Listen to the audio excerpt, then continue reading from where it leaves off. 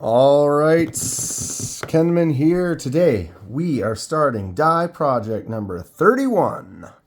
If you have not seen any of the die project, here is the playlist right there. Check them on out. As you can see, these are ones from previously done on the project. We take knife apart, give the scales a nice custom color, and put her back together. In some cases, I will even do a laser mark on the blade, or actually this is a laser removal on this Acumen. What's everyone think of that salmon color? Awesome looking knife. Got the Kaiser Amicus in a nice classic blue. Really nice button lock, little Amicus. It's a great knife. Sencut Brazoria. Check out this nice orange we did with the black liner. Turned out really, really good. It's got that nice fuller. Brazoria is a really, really sweet budget knife. If you're interested, check that one out. Ooh. CJRB Lago. If you don't know.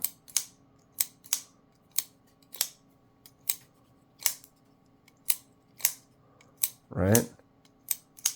Oh, that is a button lock. This is really moving up in my CJRB list. The Pyrite and the Frac and the Echo and I don't know, this Lago, man. Whew. It's really jumping up fast. Everybody knows this Civivi Vision FG. If you don't, that super lock right there, ooh, flicks out really nice. Thumbs out, great. I had some problems with the studs right off the start, but basically, there's a fail. Basically, right when I got it, it was a little bit stiff, and I didn't really think about it, so I didn't adjust it. But when I did the scale die on there, put it back together, it just works fantastic now. This is probably my favorite knife. It's definitely my favorite knife. Came out last year, but the Frac. There's so many to love. This is the Sencut Crowley, also a fantastic knife. Action is superb. Did this one in a lighter kind of a dye color, kind of keep that little see-through bit of action going on, just a little variety. I like yellow. I think this is a great knife. Use it regularly. Great working button lock. All right, that leaves us with an empty table, Kenman. Well, before we start the real thing, I'm not sponsored by anyone, and I purchase everything at retail price. I do these videos because I love discussing knives and sharing info and ideas with others. If you have any questions or thoughts, please feel free to comment below. Let's set the dinner table. We have the Kubey Carve. Dinner is about to be served. Let's get last looks. If you don't know, the Kubey Carve, I did the unboxing for this not too long ago. Bing, check that out. This is a great knife. The G10 scales have all these little contours and cuts and facets on them. Gives it a nice kind of a contoured, losing my mind, a great round kind of feel that just feels great in your hand. Flipper tab works really good. It's got that fuller for flicking out. This knife is really cool. I'm not a huge fan of a Tonto blade, but I like knives, so I'll try a little bit of everything. Excited to use this knife and carry it a little bit more. I'll be able to swap that pocket clip to the other side apparently, although it looks recessed on this side and not on that side, but it said you can. It's only one screw. We are going to find out. But here's your last looks. It's never going to look like this again. It's got that sand G10, so it's going to affect the die a little bit. If you're just now watching the first one, when you do a die, the color of the die can only alter and can mix with what is already there. So since this is tan, if I were to use blue, it would be blue plus this tan. So if it's a lighter blue, it's going to add this tan and make it a little bit darker. Or if it was like a red, the red is going to be a little bit more brown and dull because it's going to mix with it.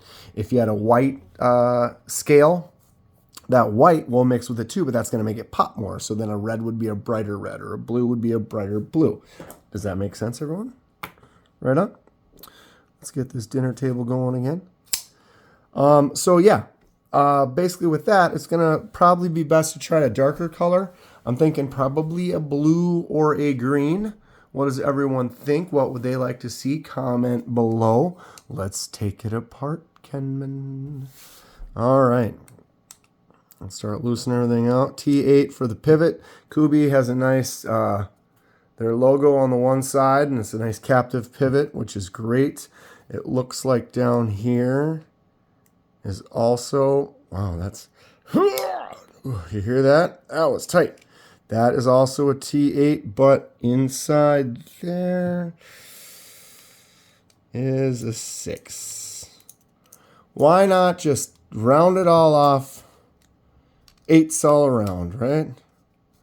That's pretty common though with most budget knife or most pocket knives, is you're going to get a lot of T8 pivots and T6 pocket screw or pocket clips and body screws.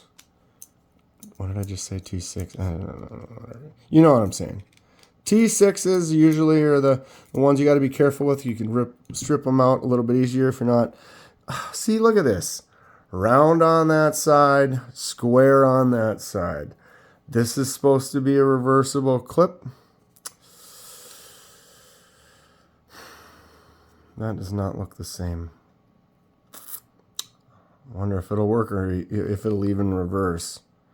I'm going to look it up again, but I mean, it said right on there that it was reversible. If it's not, it's not. I have knives that are not, and it does not completely prevent me from purchasing a knife. But being a lefty, it definitely is something that I had the same issue with the leather Kubey. They'd like to stick. You know, I want to put it on the left side for left side carry because I'm left-handed.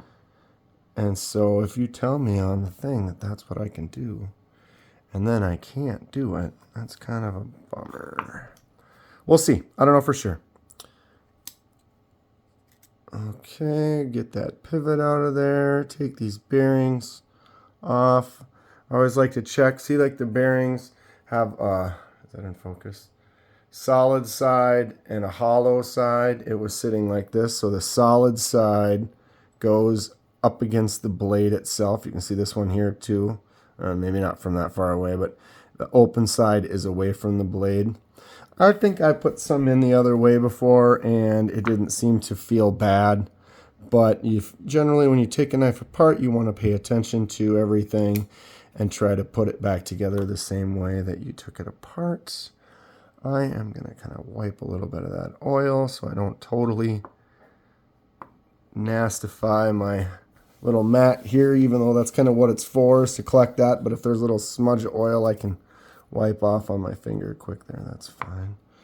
Okay, very little work needed for this, fully taken apart.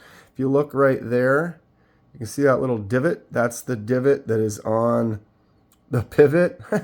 The divot for the pivot. And that's what makes it captive. So you have to put that one in this side with the little Kubey logo on it. And then when that notch flops into that divot, that prevents this side from spinning. Then you only need to tighten the one side. All companies should be doing captive pivots. These scales are completely, you can see how the liner goes in there. They're fully recessed. It's a nice design. They made those. So this all sits in there completely and kind of hidden. Also will make the blade a little bit, the entire knife a little bit thinner since you don't have that sandwiched layer on the outside. It's actually recessed in. One thing I'm going to do is I'm going to take both of these scales. I'm going to wash them really good with soap just in case you want to get all the little oils and stuff off. Those oils are kind of like a resist and will prevent the dye from being uniformly adhering or soaking into the scales. So that will be a prep that I'll do off camera while we're setting up for the other one. But we have now taken this Kubey Carve. Did I say that? I hope I said carve. Whatever. The Kubey Carve I have completely disassembled, and now we are prepped and we'll get completely ready. And in part 2, which will be coming up in a few days, we will dye the scales and get her put back together. Comment below what color you would like to see. I could do a laser removal on that blade. Anyone think that would be a good idea? Maybe come up with a design for that, or just leave it as is. Or maybe we could try to do, the harder you get, the crazier you think, the harder it can get. Maybe do a removal inside where the, because this is a black coated blade. So any laser mark, the best thing that's going to happen is you do a removal, which will remove that coating and then leave the silver underneath, like on the Acumen here.